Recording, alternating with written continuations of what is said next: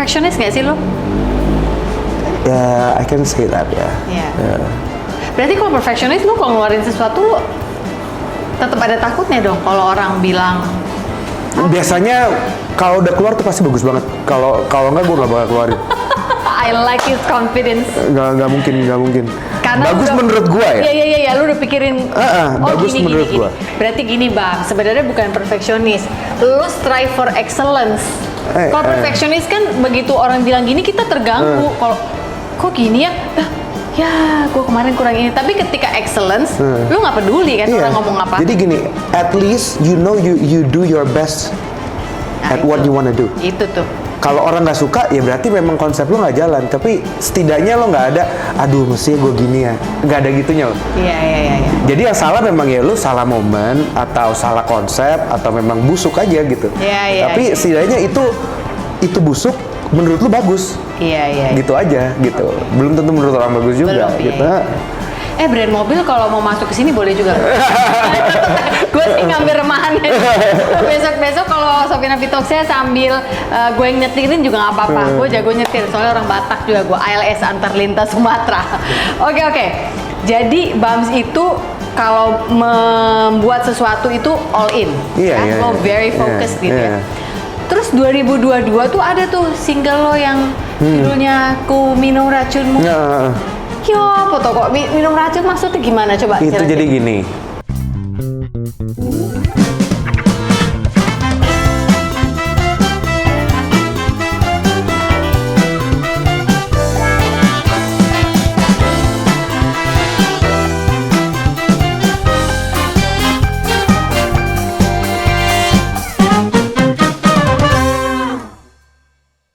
Gue bikin lagu, gue cuma punya satu lagu, dibeli juga.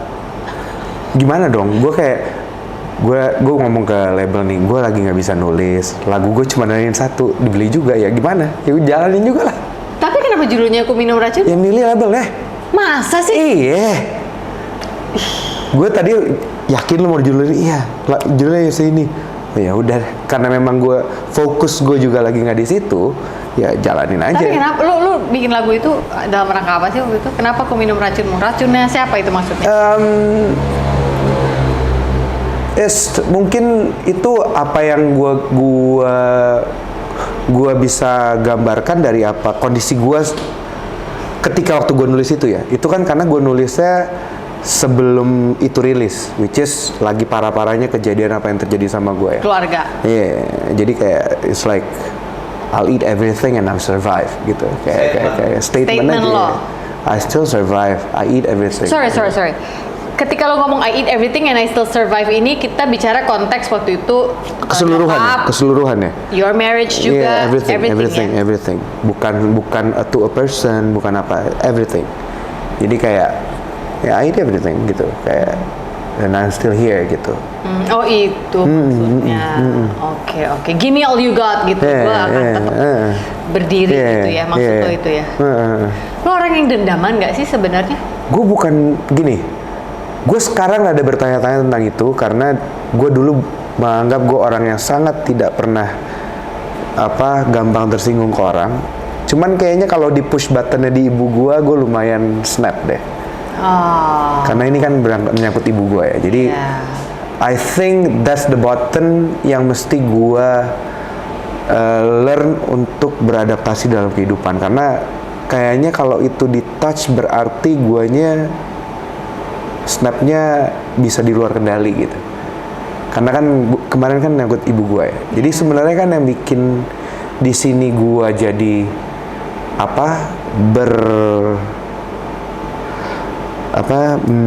berkelakuan jauh dari karakter gue itu karena gue semata-mata tujuannya ngelindungin ibu gue as son gitu.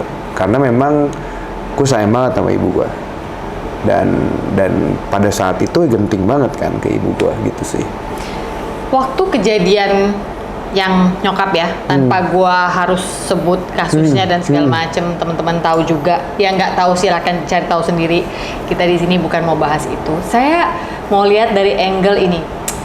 Gua sangat melihat, walaupun lihatnya di apa ya, di berita-berita online lah ya. Ketika lo harus menghadapi wartawan, lo berdiri di sebelah ibu lo. I don't know, I kinda relate karena gue anak pertama juga, dimana kalau ada apa-apa sama keluarga gue pasti maju paling depan walaupun gue perempuan gitu ya.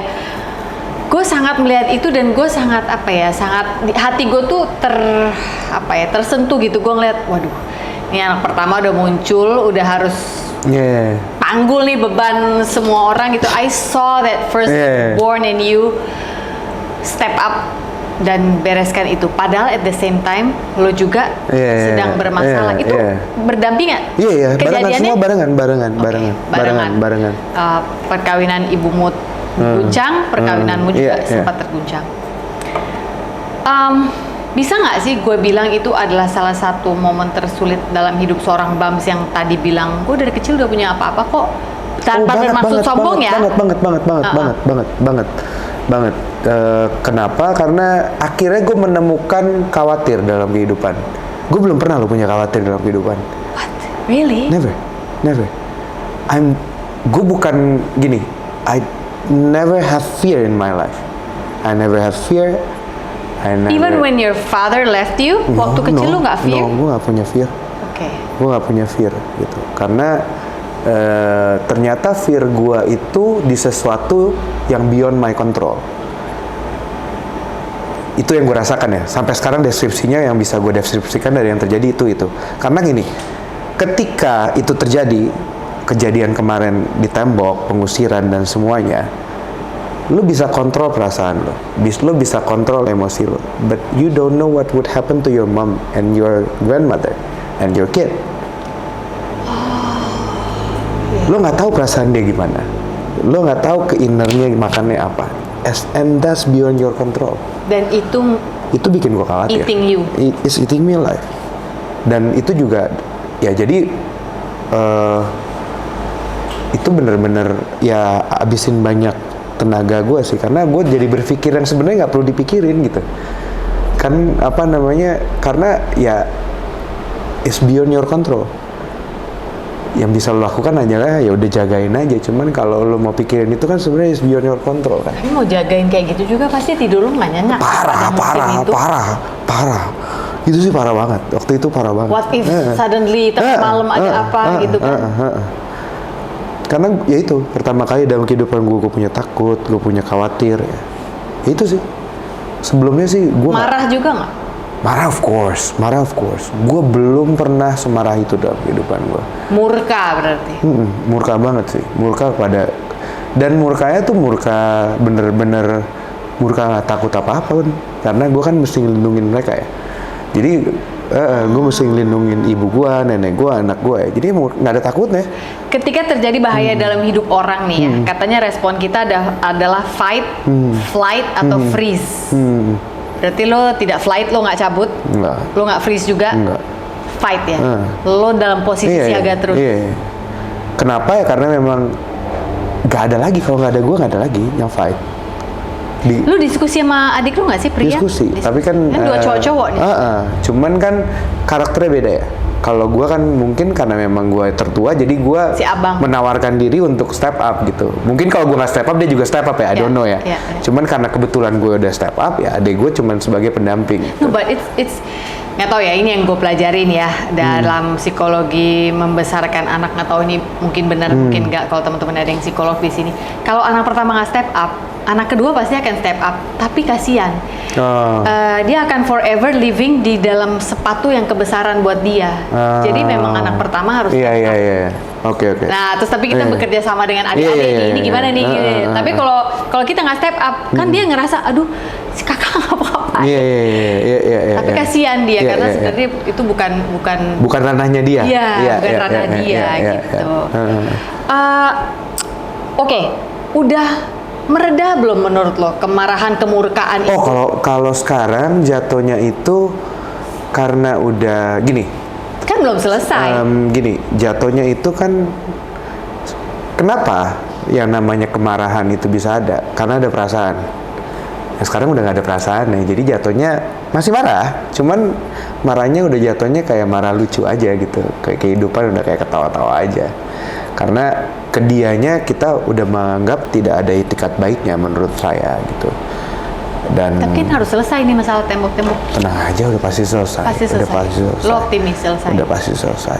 Udah pasti selesai. Cuman memang memakan waktu. Kenapa? Karena ibu gue tuh kebaikan sih. My mother is true example of menurut saya, bukan karena saya anak ya, karena memang dia orangnya kebaikan. She always trying to find a good side of a person, dan juga dia selalu give a chance for people to show their kindness. Dan ya itu mungkin gue mesti belajar dari dia gimana. Mungkin itu didapatkan dengan bertambahnya umur, gue juga nggak tahu. Cuman ya itu gue banyak belajar dari dia karena dia jauh lebih sabar dari gue, jauh. Gue kira gue sabar, ternyata dia jauh lebih sabar gitu. Gitu sih. Gimana lo jelasin ke Enoy ketika lo harus berpisah, lalu orang yang dia tadinya tahu itu opungnya juga has to move out of the house. Masih kecil sekali kan? Oh ya, jadi gini, kalau ke keluarga yang sana, karena kita tidak ada hubungan darah, ya saya udah tidak menganggap dia keluarga ya. Apapun nanti excuse atau cara dia memperbaiki yang dia mau lakukan kepada kami gitu. Kami tidak ada rencana untuk menganggap dia keluarga kembali juga gitu. Karena menurut kami itu udah di luar batas yang dilakukan kemarin. Karena sampai sekarang juga dia ngusir, kita nggak tahu alasannya apa, Bu. We don't know what's the reason of you kicking out my mom out of the house. Dan memang ketika itu sudah terjadi yang namanya hubungan yang sangat dingin antara semuanya gitu. Cuman tidak ada friction yang terjadi yang keras. Misalnya kan gini, kalau kita pakai logika, kalau kita mengusir orang, ribut 1 jam 2 jam, pergi lo dari rumah, itu make sense kan? Ini yang terjadi adalah tiba-tiba ibu gue lagi masak, jam 6 sore, dipanggil sama dia, direkam, nih saya rekam ya. Kamu kan udah minta cerai terus, keluar dari rumah. Ya udah sekarang kita cerai, keluar dari rumah. Tapi nggak ada penyebab. What's the reason you're doing that and what's the reason you're recording that?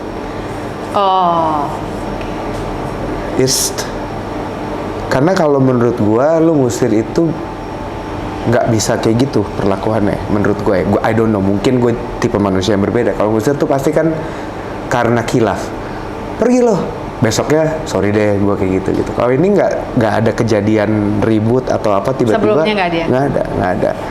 Maksudnya dia berbulan-bulan sebelumnya ada, tapi di dekat waktu itunya nggak ada. Gitu. Jadi kalau gue sih jatuhnya ya semenjak ada tembok itu menurut saya dengan keluarga besar saya ya udah nggak ada hubungan ya. Karena memang kita kan nggak ada hubungan darah ya. Ya, you and your stepfather. Nggak ada hubungan darah. Nah, tapi kan Enoy tahu dia sebagai figur. Oh iya, kalau saya tidak akan memperkenalkan dia sebagai kakek lagi sampai kapanpun. Menjelaskan ke Enoy-nya gimana? Tiba-tiba, nih Noy sekarang ada tembok. Kan pasti anak kecil bertanya-tanya. Oh enggak, gini. Ada tembok, kenapa opung nggak? Gini, si Enoy-nya puji Tuhannya dia memilih untuk di tengah-tengah. Dia memilih untuk jadi ya dia berusaha menyayangi ibunya, tapi dia juga berusaha menyayangi bapaknya. Tapi dari saya tidak pernah menjelek-jelekan ibunya juga. Saya cuman bilang ya udah sayangin bapak lo, sayangin ibu lo, ya udah kita saling hormatin aja gitu. Jadi karena sayanya begitu, tidak pernah membenarkan diri saya atau mengemphasize dia untuk melakukan apa. Jadi dia juga natural balik ya kayak saya sama dia biasa aja gitu. Dan saya mau berusaha gimana pun walaupun masih ada problem yang belum selesai di antara kita, jangan sampai anak kita ke bawah-bawah aja sih, gitu aja. Wow. Ya. Oke, so your side apa yang lo lakukan? Enggak, gue cuma bilang ya hormatin ibu lo, hormatin bapak lo, sorry, itu aja, cuma gitu aja. Jadi dia juga nggak bertanya kenapa harus nggak serumah lagi? Nggak, dia juga nggak nanya. Mungkin nanti ada waktu dia nanya ya. Iya. Umur berapa dia sekarang? Going 9. Udah 9? Masa ya? Going 9. Dari lo sendiri sebagai ayah pernah minta maaf juga ke Enoy nggak? Pernah dong, pernah. Jadi lo ngomong. Pernah. Cuman dia juga nggak ngerti maafnya kan. Dia nggak ngerti. Iya, dia nggak ngerti gitu. Karena sebenarnya gini, gue bukan ngomong ini berpisah itu baik, tapi untungnya dia masih terlalu kecil untuk mengerti ini. Jadi dianya juga graspingnya rada yang penting kita kontrolnya benar. Sebenarnya mentally dia masih bisa ke save. Mungkin kalau udah gedean lebih broken kali, karena dia udah bisa ada persepsi, udah bisa ada siding gitu. Kalau sekarang selama orang tuanya tidak mendriving, tidak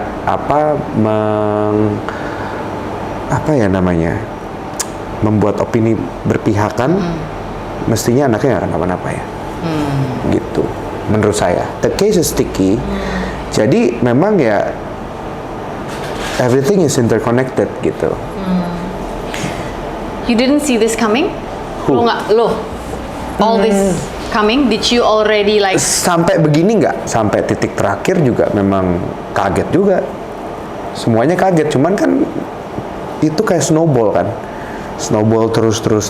Ini Ribu ngerti nggak sih soal ini? Maksudnya sampai sedalam ini your grandmother? Ngerti.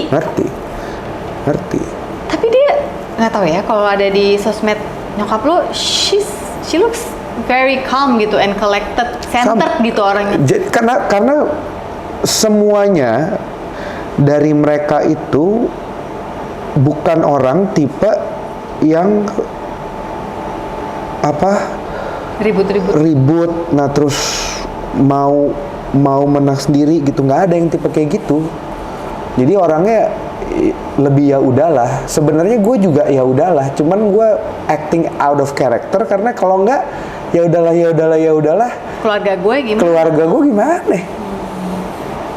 I have to, bukan karena I want to. Jadi jatuhnya kayak I have to. Kalau I have no choice. Ya. Lo ambil posisi. Iya, kalau gue punya choice juga, siapa sih yang mau ribut?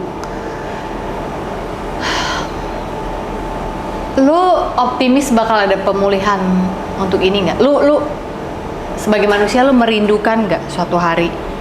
Apanya? Pemulihan untuk ini semua, untuk pemulihan. Iya, atas keluarga lo untuk ini. Ini kan ketika ini terjadi kan banyak hal yang dicuri dari kalian. Sukacita dalam Tuhan, tapi maksudnya sempatlah your joy was taken ya. Ketenangan, damai sejahtera pun dicuri. Hak tanah juga mungkin, hak hidup di situ. Bahkan mungkin sampai ke ranah dimana karakter pun udah mulai diserang gitu ya.